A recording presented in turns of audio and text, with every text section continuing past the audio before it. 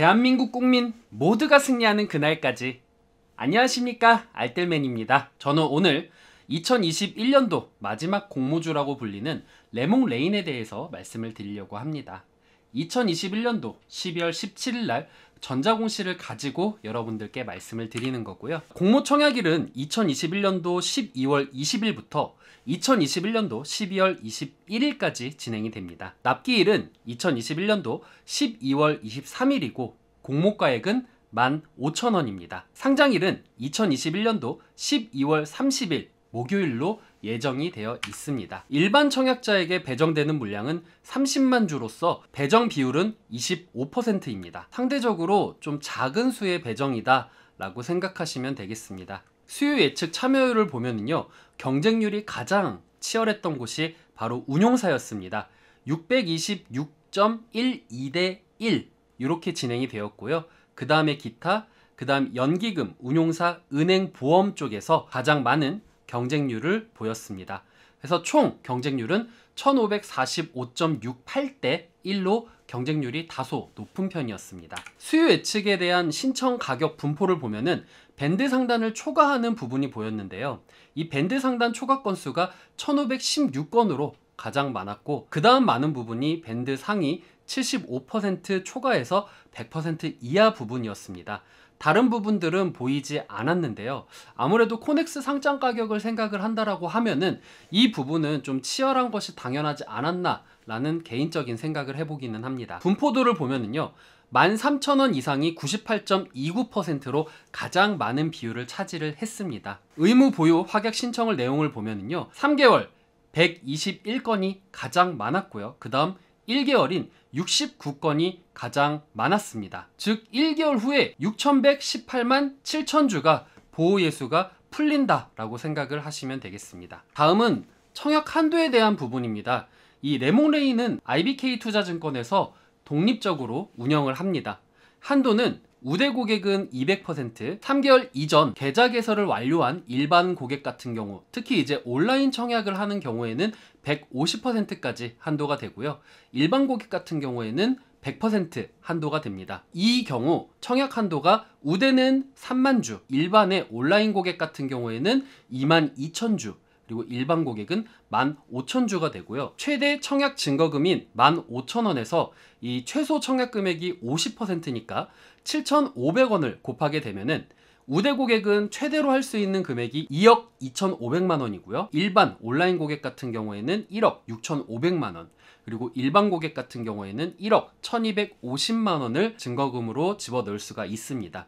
수수료 같은 경우에는요, 우대의 우수 고객 같은 경우에는 무료고 일반 고객은 3,000원의 수수료가 나오고요. 온라인 청약을 진행하시는 3개월 이전 계좌 개설을 완료한 고객 같은 경우에는 수수료가 무료입니다. 또한 일반 고객은 우수 고객 같은 경우에는 무료고요. 일반 고객이 5,000원으로 가장 높은 수수료를 나타냈습니다. 우대 등급이 되기 위해서는요, 과거 3개월 동안 수수료 합계가 10만원 이상인 고객, 두 번째로는 과거 12개월 동안 예탁 자산일 평잔 1억원 이상 고객, 세 번째로는 CMS 이체 금액 100만원 이상 약정 계좌 중에서 청약 초일 전 월로부터 과거 3개월 동안 총 300만원의 펀드를 이체한 고객, 네 번째로는 과거 3개월 동안 총 300만원 이상을 펀드에 대체한 고객이 우대 등급이 됩니다. 총 30만 주 중에 15만 주는 우선 균등 배정으로 진행이 됩니다. 그리고 일괄 청약으로 진행이 되는데요. 그 이후 15만 주 같은 경우에는 비례 방식으로 진행이 됩니다. 예외도 있습니다.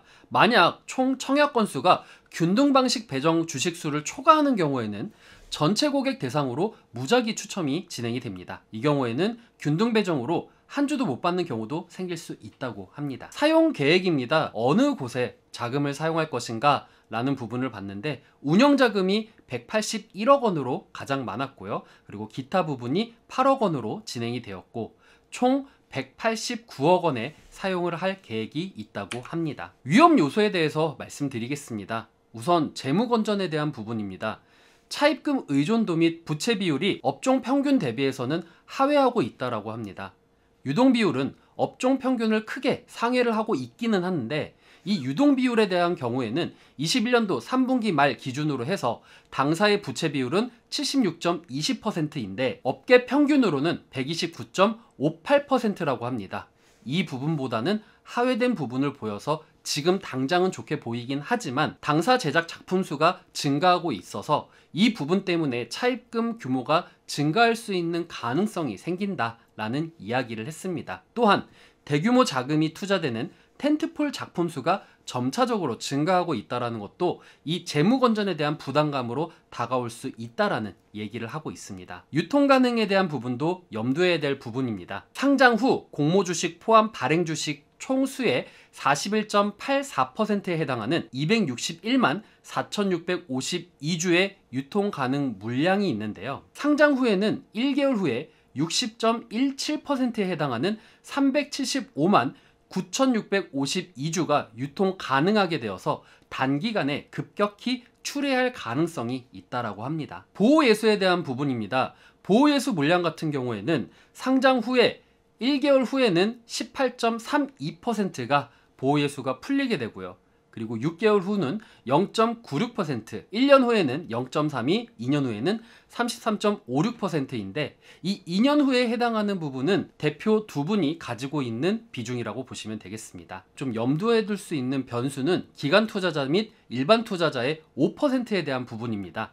이 5%는 15일, 1개월, 3개월로 상이하게 최종 배정에 따라 변동이 가능하다라고 합니다. 확정적인 부분은 1개월 후에 18.32%가 보호예수가 풀린다라는 부분이 여기서 우리가 주의 깊게 바라봐야 될 점이라고 생각을 합니다. 제품의 현황에 대해서 말씀을 드리겠습니다. 21년도 3분기 기준으로 판매 비율로 보면은 제작 부분이 89.26%로 가장 많았고요. 그 다음 저작물이 10.36%를 나타냈습니다. 수주 현황에 대해서 말씀을 드리겠습니다. 5개의 드라마가 2022년도 5월, 21년도 11월, 22년도 5월, 21년도 12월 31일, 그리고 22년도 3월 31일 이렇게 해서 총 수주 잔고는 370억 정도라고 보시면 되겠습니다. 레몽레인의 현황에 대해서 좀 말씀을 드리겠습니다. 노란색이 2021년도 3분기라고 보시면 되는데요. 영업이익은 그래도 점차적으로 늘어나는 모습을 보여주고 있습니다. 이익 잉여금은 점차적으로 회복하는 모습을 보여줬고요. 다만 염두되는 부분이 부채 부분입니다. 부채 부분이 2020년도 대비해서 급격하게 올라가는 모습을 보여주었습니다. 현금 흐름은 나름 안정적인 모습을 보여주고 있네요. 레몽레인의 부정적인 부분에 대해서 먼저 말씀을 드리자면요. 신규 작품 제작에 따른 부담감이 증가가 된다라는 부분이 첫 번째입니다. 해당 부분 때문에 여기 세 번째로 연결되는 부채 비율이 증가할 수 있는 부분이 있다라는 거 염두를 하셔야 될 것 같고요. 또한 1개월 후에 보호예수 물량이 18.32%가 풀리게 됩니다. 해당 부분에 있어서는 투자에 주의를 하셔야 될 것 같습니다. 개인들에게 너무나도 낮은 수량으로 제공을 하기 때문에 경쟁률이 다소 치열할 수도 있다는 거 확인을 하셔야 될 것 같은데요. 긍정적으로 바라볼 수 있는 부분은 다소 높은 경쟁률입니다. 상대적으로 기간에 높은 경쟁률이 있었기 때문에 시장에서 주목을 받지 않을까라는 생각이 들고요. 또한 코넥스 주식 12월 17일 기준으로 25,150원을 나타냈기 때문에 이런 경쟁률이 나오지 않았나 싶습니다. 단기성으로는 긍정적으로 본다고 생각을 합니다. 레몽레인을 사서 만약 코넥스 상장 가격인 2만원대로 나왔다라고 하면은 당연히 팔려고 하는 심리가 강하기 때문에 단기 매물 출회가 나올 수도 있고요. 그리고 장기적으로 1개월, 3개월, 6개월로 갈수록 특히 1개월에 보호예수 물량이 크게 풀린다는 점은 부담으로 나타낼 수가 있기 때문에 상장 이후에 팔려고 하는 심리가 굉장히 강하게 나타날 것으로 생각이 됩니다. 때문에 레몽레인은 제 개인적인 생각으로는 공모주 청약을 하시고 상장 이후에 2만원 이상이 나오면은 뒤도 돌아보지 말고 파는 것이 좋지 않을까라는 개인적인 생각을 하긴 합니다. 그리고 장기적으로는 부정적으로 바라보는 이유도 바로 이런 부분입니다. 팔려고 하는 심리가 강하기 때문에 장기적으로는 부정적인 모습을 보이지 않을까라는 개인적인 생각을 하고요. 물론 차트를 보시는 분들이나 내년에 좋은 작품들이 나는 기대가 된다 라고 하시는 분들은 긍정적으로 바라볼 수 있는 부분도 있겠지만 제가 단기적으로 봤었을 때는 공모주로서만 참여를 하시는 게 좋지 않을까 라는 생각을 하면서 레몽레인에 대한 부분은 이상 마치도록 하겠습니다. 오늘 영상이 도움이 되셨다면 하단에 구독과 좋아요 눌러주시면 제가 영상을 만드는데 큰 도움이 될 것 같습니다. 시청해주신 여러분들 감사합니다.